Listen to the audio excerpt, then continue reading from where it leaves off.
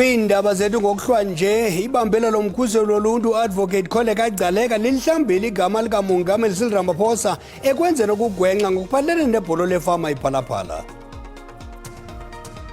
As a provincial government, we are always with them. Urhulumente waseLimpopo uvakalise ukuba uza kuphucula indlela zeliphondo ngelixa kungcwatywa inxenye yamaxhoba engozi esube imiphefumulo emininzi kweliphondo.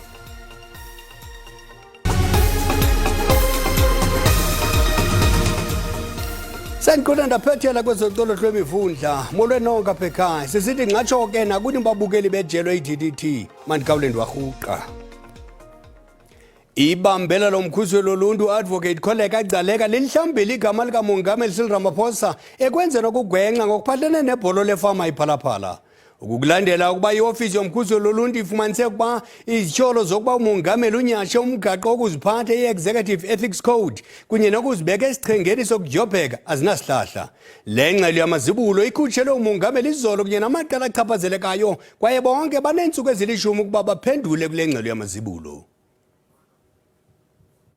Umongameli Ramaphosa unako ukulala ubuthongo behlayo emva kokuba iofisi yomkhuseli woluntu ikhuphe ingxelo yamazibulo ngophando lwayo lwebholo lasephalaphala.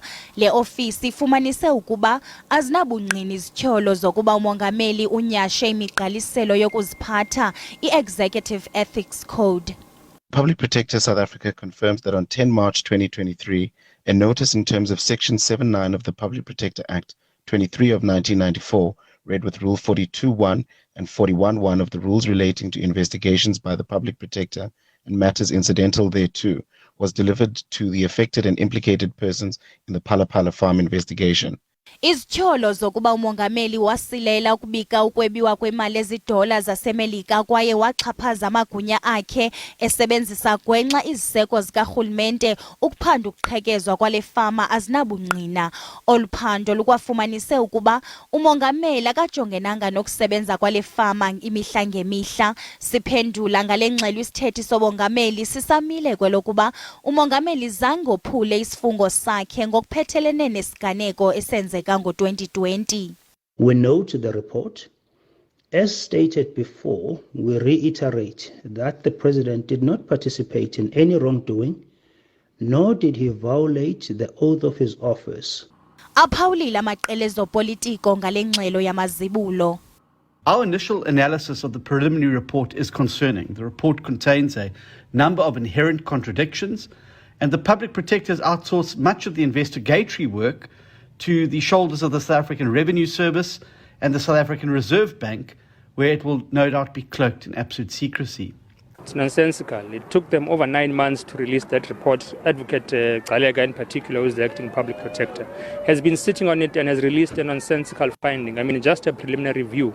We know that Wali Roda, who was the general in which Ramaphosa claims to have reported the crime to, is not a law enforcement agency. So you don't report a crime to an individual. The African Transformation Movement will remain by the Section 89 panel report. We say what we submitted there, what was the outcome of that is the thing to consideration. We will have to await the final report by the Public Protector, but at this stage it seems as though there are still questions that remain unanswered. We welcome the report of the Public Protector clearing President Ramaphosa of any wrongdoing. Since taking over, Advocate Galega has demonstrated that she was lenient towards the President of the Republic. Therefore, her findings and decisions are not shocking, but we must say that they are embarrassing. Le ngxelo yomkhuseli woluntu iyaphikisana neyegqiza lepalamente i-Section 89 Independent Panel eyafumanisa ukuba kungenzeka umongameli unetyala makaphendule ngalo. Lingqinile ibutho leHawks ukuba lithunyelwe kulo idokethi letyala lalowo besakuba ngusodolophu waseTshwane ohlazekileyo ugqirha Muruna umakwarela. Umakwarela uthwembende zesityholo zebholo lobuqhohololo emva kokuba inkundla ephakamileyo yasePitoli yalile ukuba yamnika isatifiketi esicima igama lakhe njengomntu obenengxaki yokuphatha imali. Uba nothi wafunyaniswa ongakwazi ukuphatha imali akavumelekanga ngokomgaqo-seko ukubamba isikhundla sikarhulumente. Ngoku kuhlatywa ikhwelo lokuqiniswa kophicotho kwiinkokheli zikarhulumente. Uzifumanisa ekwimo emaxongo lokamakwarela nanjengoko ngoku kujonga ukumiselwa kophando abeHawks bemxinile emva kokuba amalungu orhulumente wolawulo ngobambiswano eTshwane evule ityala ngakuye. We can confirm that the case of fraud that was opened at Brooklyn Police Station has been referred to the Hawks for investigation. At this stage, investigation is still to be conducted, and where evidence leads, we will follow. Lo kamakwarela uye wakhutshelwa ngaphandle ngumbutho iCope emva kokungakwazi kwakhe ukuzisa impepha ezingqini ukugcinywa kwegama lakhe. Uye wathi thaca impepha athi wazinikwa inkundla ephakamileyo ukanti yona inkundla izikhabe ngawomane ezityholo yathi iza kugqithisela lo mba kwabeHawks lenyewe yothuse uninzi kwilizwe jikelele. She's obviously a chancer, an opportunist, and one of those get-rich-quick politicians. It's very concerning, but at the same time, it's not unusual. Ukanti umhlalutyi uthile wezomthetho ukholelwe kubeni oku kusengamaqalela. I have no doubt in my mind that this will definitely result in a criminal prosecution against the so-called mayor. Be it as it may, obviously, all the requirements for the offence of fraud and even falsifying of documents are present here. Bambi bakholelwa kolokuba elibholo likamakwarela libhengce ukusilela karhulumente ukuhluza nengxaki yentembeko kwaye oku kufanele ukuba kube sisifundo nakweminye imibutho yezopolitiko. The Municipal Electoral Act vests responsibility on all political parties registered for contesting municipal elections to make a declaration that none of the candidates who appears on their party list is disqualified in terms of the constitution and any other applicable legislation. Senjalo abasemagunyeni kwisixeko saseTshwane bathi bathethana namagqwetha abo ngento enokuba kukubuyiswa kweemali ezahlawula umakwarela ngethuba besekulawulo kuquka nangethuba ebengusomlomo. Urhulumente waseLimpopo uza kubekela bucala imali njengenxalenye yesicwangciso sokulungisa nokuphucula indlela zeliphondo.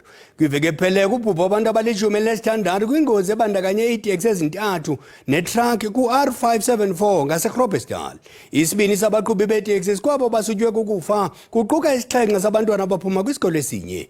Bekubanjwe inkonzo yomngcwabo wesininzi yabafe abasixhenxe kwabali-16 kwibala lemidlalo iTafelkop. Abafundi abasixhenxe besikolo samabanga aphansi iDynamic babekwe kwikhaya labo lokugqibela kulandela ingozi emasikizi esube imiphefumulo eli-16 cebukuhle eGroblersdal. Abahlali, inkokeli zemveli nabamele ipolitiki bebephakathi kwabazili kwinkonzo yomngcwabo wesininzi.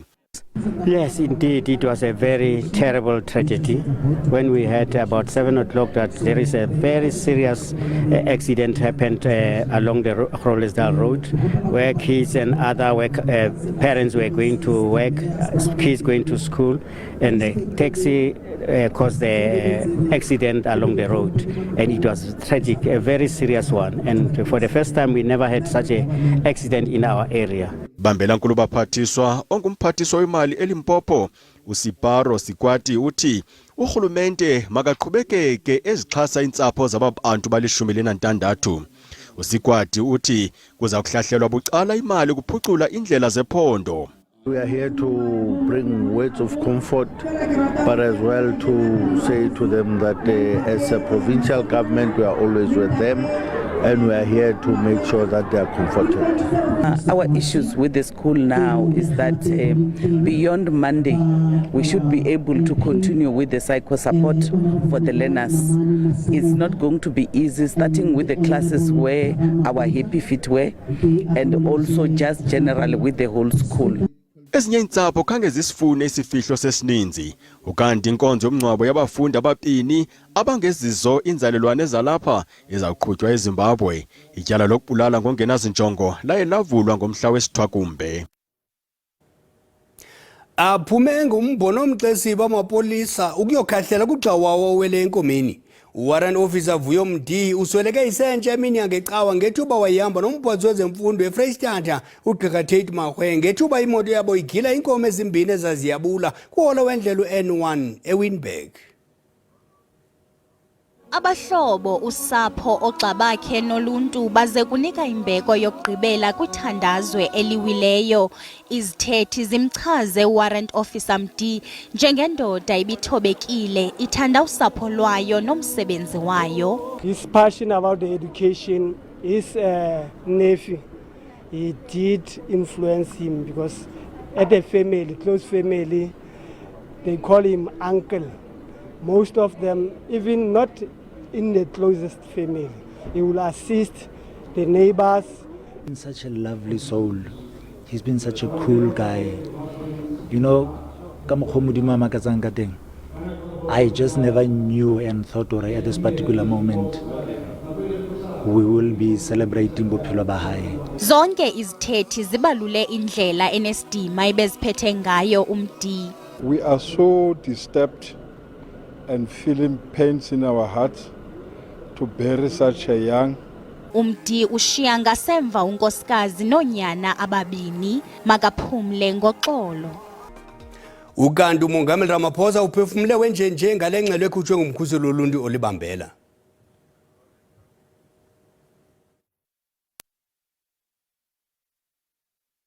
The report, and that's about all I can say in terms of the public protector's rules.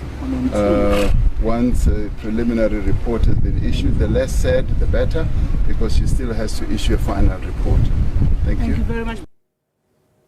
Ukanti ke ababukeli baphefumulile kwiqonga lethu leWhatsApp ngalomba. Ibotyo yamsasa iqini kwaye ishala ngidikidiki. Ndinomnqweno ukuba iofisi yomkhuseli woluntu ingaphinde yenze uphando nzulu ngokwathi kwenzeka kwibhola lefama lisetphalaphala kuyifama kamongameli welizwe loMzantsi Afrika. Ndingaphesheya kwimiphumela yophando oluthe lwenziwa ngumkhuseli woluntu uadvocate kugxa kwaye amaqela aphikisayo kwelizwe loMzantsi Afrika angaphesheya nawo uquka uninzi lwabemi belizwe loMzantsi Afrika bangaphesheya nawo. Ndinomnqweno ukuba msasazo urhwaphilizo kunye nobuqhetseba kwelizwe loMzantsi Afrika ingayimbalo ukwenzela isibini South Africa enenkqubela phambili. Kakade le ofisi lihleli ilawulwa nguye umongameli. Zonke izinto phambi kokuba ngaba zipapashwe emaphepheni nasemisakazweni ziqala phaa kumongameli aziphonononga ayibone uba le izawuhlaza igama lakhe mayingapapashwa okanye makwenziwe ubuchule obuthile okokubana ithethwe ngendlela apha ekhusela yena. Behlele ezoyiphumelela kakade bakhuselana abantu siyayazi loo nto. Iyabulela kakhulu kumkhuseli woluntu kwathi kuthe kwafika esiphelweni lelityala kwabonakala into yokuba akanatyala uba umongameli. Kudala ke ndiyithetha lento into yoba uyaleqwa. Hayi msaze belicacile ukuthi angeke baze bamenze lutho president. Ale nakubathi manje ubufakazi abukho akunacala kulemali siphalaphala ukuthi sizawuthini. Survival of the fittest. People are born equal, but some are more equal than others. Vashiwo animal farm. Izawukhe yehle nedyokho emagxeni kapresident ngo igama lakhe xa bekwazi luhlamba. Siyabonga kakhulu. Ebengasoze amfumanise enetyala kuba uyazazi ukuba ngumqasho wakhe. So umqasho wakhe akakwazi ukumfumanisa enetyala. So bawusoloko ke bekhavarishana siphila kwilizwe elibuhlungu lokulawulwa zimafia ngamagintsa. Ukanti ke ezi zizimvo zababukeli nezingena nto yakwenza nelijelo lendaba iSABC. Iqela le-i-EFF lithi liza kuqhuba nokusasaza iphulo lalo likazwelonke lokucoca ilokishi ngephulo lalo elithiywe ngu-Andries Tatane. uTatane wayelitshantlizyo loluntu wabulawa ngo-2011 ngethuba lokuqhankqalazo kukhalelwa ukungaziswa kwenkonzo eFixburg eFreystata. Namhlanje i-EFF iphehlelele iphulo lasentshona koloni eDelft kwiCape Flats. Xa libhiyozela iminyaka elishumi kulo nyaka, eli qela lithi liza kusa eli phulo mbambo zone zeli loMzantsi Afrika. Abalandeli beli qela baza kucoca indawo zokulahla inkunkuma ezingekho mthethweni basuse nobugoxo kwiilokishi ezahlukeneyo rhoqo ngemiqibelo lonyaka wonke. Lo mbutho uthi abahlali mabangalindeli kurhulumente koko mabakhokhele kugcineni indawo zabo zicocekile. le campaign lena yenze ukuthi bana sikwazi ukuqoqosha ilokishi zakuthi abantu bakuthi bahlala ne-dumping sites baphila kwindlela engafanekanga abantu baphile ngakuzo. So uAndrestatane wabulawa ngo-2011 ngenxa wayedimanda amanzi ne-service delivery eFixburg eFree State. So thina sikhumbula yena uAndrestatane siyinhlangano ye-EFF ukuthi bana abantu bakuthi mabazinakekele bajonge indawo ezihlala kuzo. Silapha nje eDelft izolo bekumbangele ba i-commander in chief ye-EFF iye eGoogle lethu sabona i-DA isiya eGoogle lethu phambi koba i-EFF ifike ibonakalisa loo nto ukuthi bana i-DA abakhathalelanga abantu bakuthi. Eli phulo lisungulwe eSebokeng eGauteng kwinyanga ephelileyo kwaye i-EFF ithi le yindlela yayo yokubuyela eluntwini ukubhiyozela 10 leminyaka yasekwayo. Sikhumbula uAndrestatane ngokulungisa indawo esihlala kuzo singabantu abamnyama sifuna ukukhuthaza abantu bakuthi ukuthi abalungise indawo abahlala kuzo nangona bana zange sikhethe uhlala apha sabekwa i-apartheid masenze ukuthi bana kube indawo esikwazi ukuphila kuyo abantwana bethu bangahlali ne-rats bangaphila indlela engafanelanga abantu baphile ngakuyo. Lo mbutho uthi izicwangciso kuzwelonke zokuvala mba eli ngomhla wama-20 kule nyanga siza kuqhubeka ngaphandle kwamathandabuzo. Abafundi beYunivesithi yaseKapa bahlabe ikhwelo kumphatsi wemfundo ephakamileyo ukuba angenelele kuqhankqalazo olujoliswe kwiziphathamandla zale yunivesithi ngomba uchaphazela intlawulo yezifundo. Kunqakulwe kwavalelwa abafundi ababini kumagumbi okufunda izifundo zomthetho emva kokungquzulana namapolisa. Bamemelela abalawuli bayeke ukuvalela ngaphandle abafundi abangahlawulanga.